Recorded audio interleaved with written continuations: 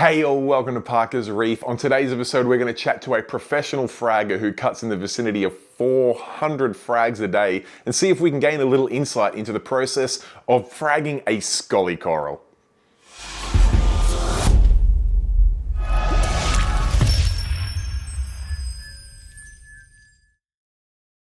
Alright, thank you for joining me on another episode of Parker's Reef, and I will say today is a little bit of a bittersweet episode because today is the final episode that wraps up my trip up to Bundaberg to see the team at Monsoon Aquatics. Now, if you haven't already seen the other videos, please do check them out. We did an incredible tour of the facility with Juno where she took us through all of the jaw-dropping coral frags they have there. Huge number of just to die for corals that are available for export and also to Australian local fish stores. We also had another video where we chatted to Jonathan there, the lead scientist, where he took us through the process and what's to come soon from Monsoon Aquatics, as well as what's already happening there in the realm of their coral spawning program, which is just bleeding edge and absolutely setting up the future of reef keeping, both here in Australia and around the world. And today we're going to chat to Sam, who is a full-time fragger. Imagine having that as a title. Sam there cuts in the vicinity of 2,000 frags a week, somewhere between 400 and 500 frags a day, which is kind of mind-boggling when if you've ever sat down to frag some corals before and you get through a dozen or two, it's a big job. So to think someone does 400 or 500 a day blows my mind. But we're going to have a look at the process that goes into that, having a look at the equipment, how they've streamlined the process, and also have a look at what's involved in doing what they do with the scoly corals there, because it is fairly new on the scene to be fragging scoly corals, and Sam's willing to share some tips and tricks with us there. So I hope you enjoy the video. It's probably not much more of a preface for me to say other than to roll the footage and we'll go chat to Sam, the professional fragger. Okay.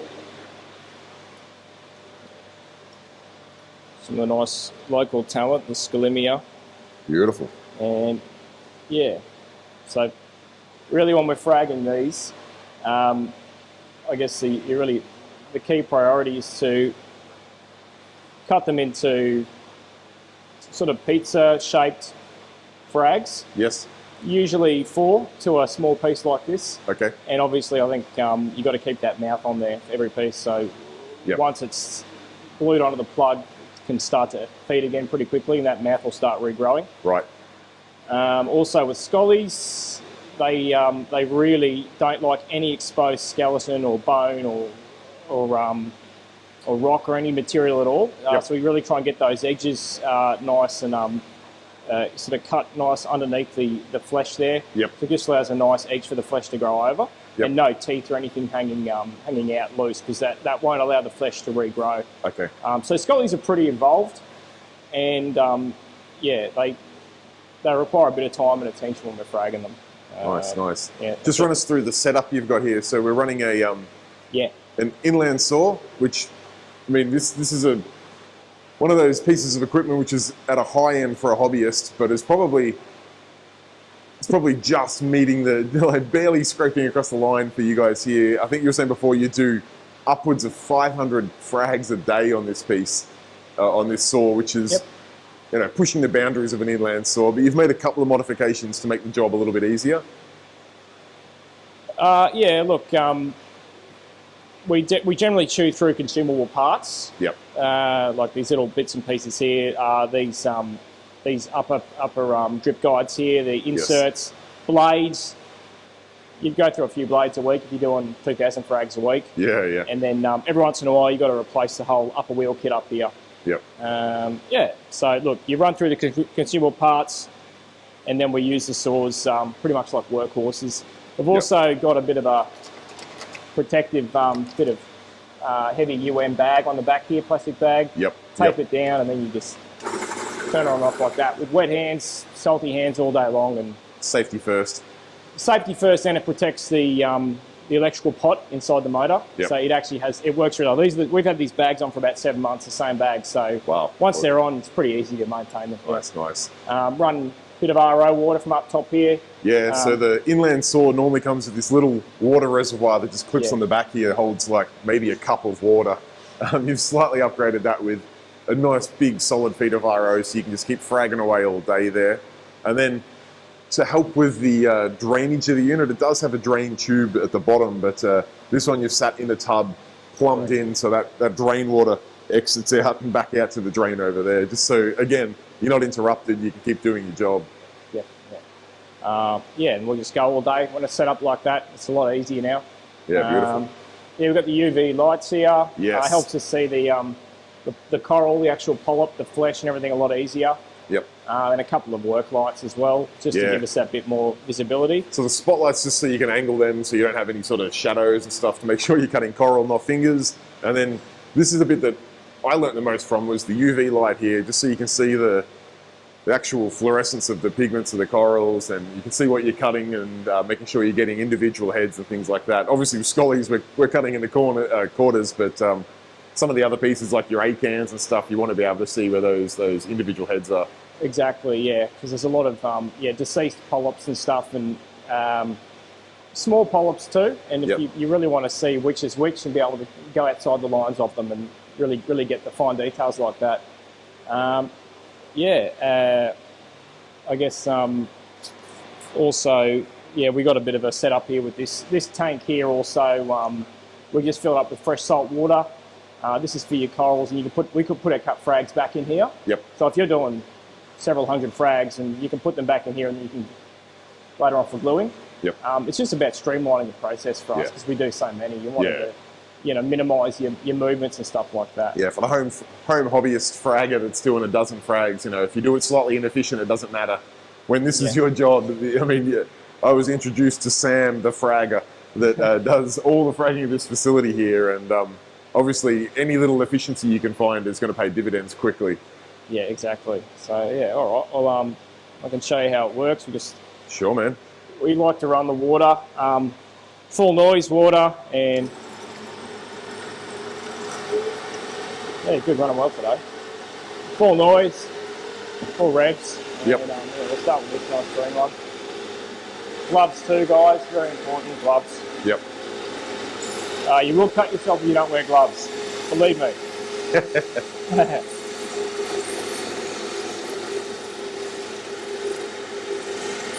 Nice. Just go back in there for now. Cut the mouth.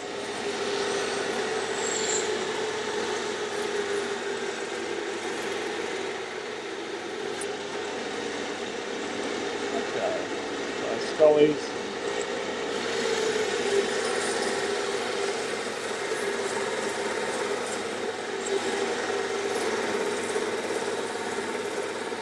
And Scollies are probably, for me, one of the most labour-intensive corals that I know of that we frag here. They do take a bit of time, a bit of effort. Here it's a skeleton.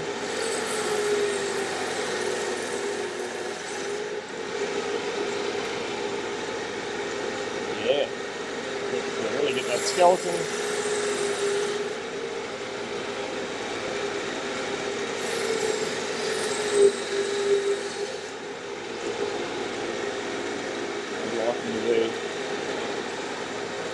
Yeah, probably even a bit flatter. A little bit more? Yeah, a bit flatter that base. You get the setting on the plug. Yeah. Sitting up, getting all that sunlight or photo actively, synthetically active radiation that we like to get onto them. Yeah. I mean, probably a touch thick, but sometimes go a bit conservative and leave it a little bit thicker. Yep. We could go thinner, but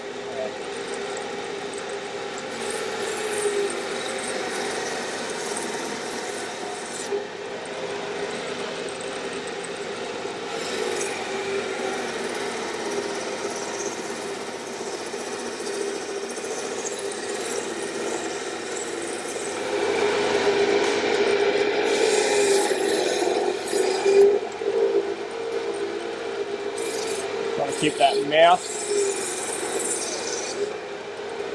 Try to keep, the mouth here. Always trying to keep that a little bit of skeleton underneath it, for example. The mouth's the most important. Once they're on the plugs, regrowing, we're really looking for that mouth to really start regrowing. Yep. That flex in the mouth and allows them to feed properly and really start growing back nice and healthy. Scoly's.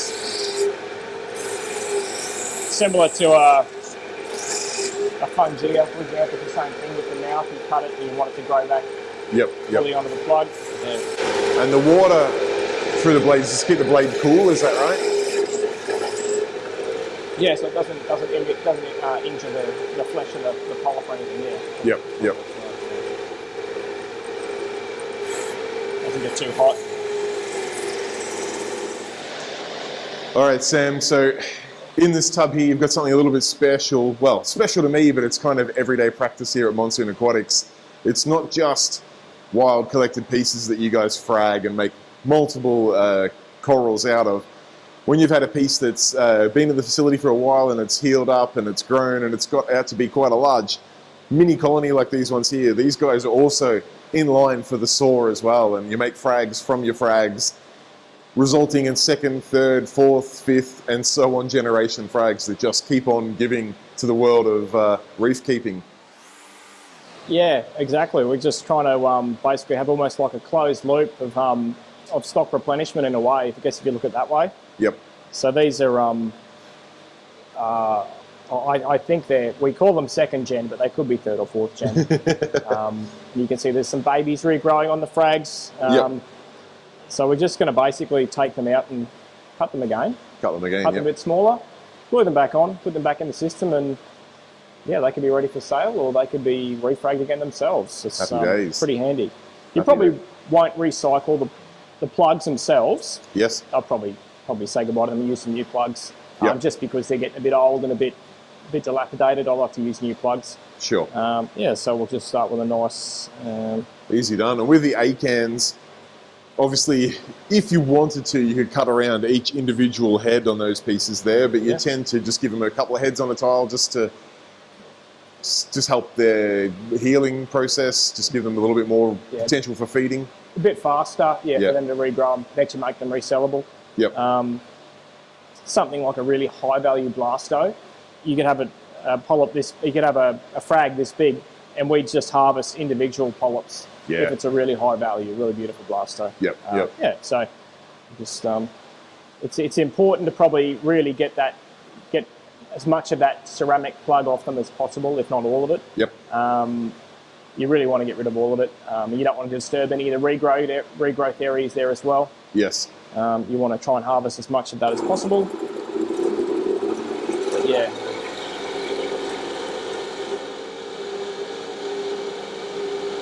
I think, fundamentally when you frag something, it's sort of like pruning a bush in a way, where you just, if you let a bush sit there, it might sit there and not really do much for an extended period of time, but if you prune it, frag a piece of coral, sort of triggers it to do something, regrow, you get more of it. Yeah. That's the name of the game.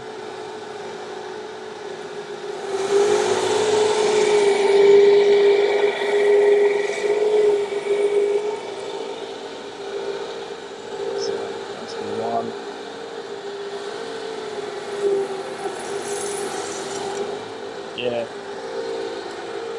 A-cans are really good because they're very tough and they don't mind being fragged, and they don't mind being fragged quite thin. Yep. They're quite a hardy species, reef builder.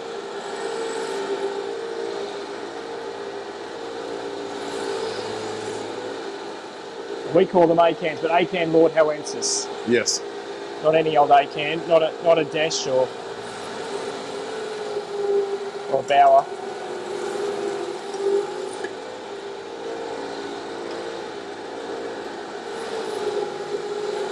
We're trying to get that plug off as much as you can, as much as is reasonable to get off.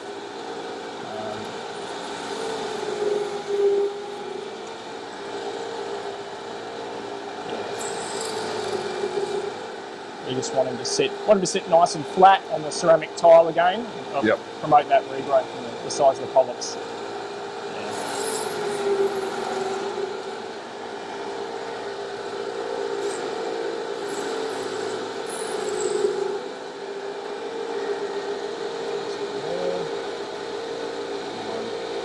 The big guy.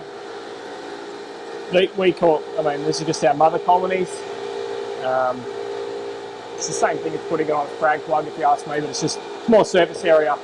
It's encouraged it to grow bigger. Sure thing.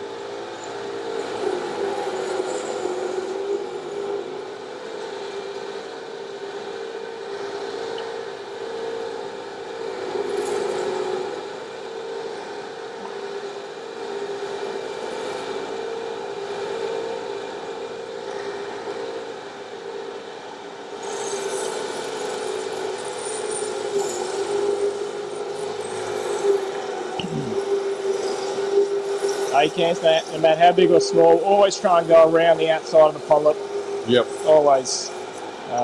Just they can be cut through the middle. It's not a drama, but you just likely lose that head, or? Sometimes you do. Yeah. Yeah, it's best to just get the full polyps. It's better for their regrowth.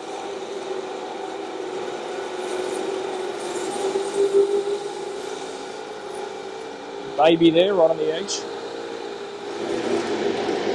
I glue a couple. Show you how to glue them. Yep. Yeah. It's a nice little just frag plug holder there with some egg crate, a bit of PVC.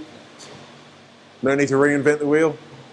No, we keep them soaked in water just to keep the bubbles off them. For once they go back into the system, they look a bit better. That's all that's going on there. No, this is clever, the way it just sits over the tray there. Yeah. Nicely done. Simplest is the best. All right. Try to keep the glue. Well, this is how I do it. I glue it onto the plug first. Yep. You can glue it onto the frag, the skeleton. Yep. Yep. Probably a little bit generous. You put the dabs for Scolemia, you put them away from the mouth. Okay. So, because it's going to burn them, this glue, once it starts to dry. Yes. Yeah. Although there is a bit of skeleton there to protect it, I still wouldn't. You just what we're there. It's the SOP for this one. You just keep it away from the mouth. Yep. Most frags, you just put it smack in the middle. Yep. With a glue. And for Seriata pora specifically, we actually definitely glue the base of the skeleton, and then that goes on the plug. Okay. But most you just glue on the plug like that. And then, let's go on like that. and then, I mean, that's now going into the system. Yep. And that's going to grow out 2 to 3 months. Should be fully regrown all around, and the magic happens in the system now with the light and the conditions. They just go back in there, heal up, grow into a full circle again, and then off to your local fish shop. Or if they sit around long enough, they come around once they're healed and you slice them up again. Cut them again. Yeah. It's, keep spreading that love. It can be a closed loop, but it's good when they grow and we pack them and they get moving out to customers and aquariums. So that's the most satisfying part for me, to know that we're moving stock. Yep. People are getting them in their systems. So yeah. Impressive. Yeah. Cool. And the types of frags that you do here, you do obviously Scolies, Acans, some SBS, some Fungias. Probably our most prolific coral would probably be Goniapora or Goniapora. Yep, yeah, depending. I didn't know there's a different way to pronounce it. Goniapora, that's probably our real volume coral. Yep. So we've got Acans is definitely the highest. Definitely. Gonies, Acros, and of course Euphilia. Just looking at the board there, what I've got. So this is your board that gives you the running sheet of what you're going to be fragging up? Yeah, that's the runs on the board for this innings. Yeah, wow. And it's just our code system, our pieces and our numbers of frags over there. Done about 2,000 this week. Wow. Mostly Euphilia this week. Yeah. And they are probably the most, sort of one of our most highly sought after species, For sure. Torch or Hammer, Para, of course. Yeah, those pretty much sort of the 80-20 rule. We've got sort of 20% of our species account for 80% of our frags, but we've got over 100 different species that we can frag. Yes.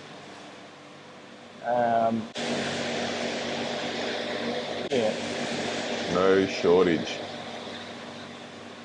Something heavier, like obviously Blasto is probably one of our high performers, but not the highest stock we have. We have a fair bit of stock of Blasto, but we generally tend to try and maximise what wild pieces we have and try and get as much out of them as possible, because it's not always that easy to get, and especially the good varieties of that. Yeah, you guys got some crackers. Yeah, so we try and make the most of those guys.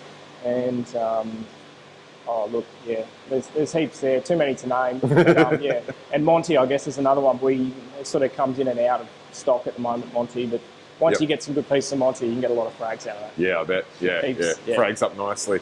Yeah, very much so. So yeah. Awesome. Yeah. Well, thanks for taking us through the process. Yeah. It's not every day you get to meet someone who is a professional fragger that works in an aquaculture facility like this, cutting literally thousands of frags every single week and making this hobby sustainable and also affordable for all of us reefers at home. So thank you. Yeah, no worries, Sam. Yeah, happy to share it with you. Cheers. All right, guys, there you have it. That is a chat with Sam, the professional fragger. And as touched on in the intro, it does wrap up my trip to Monsoon Aquatics.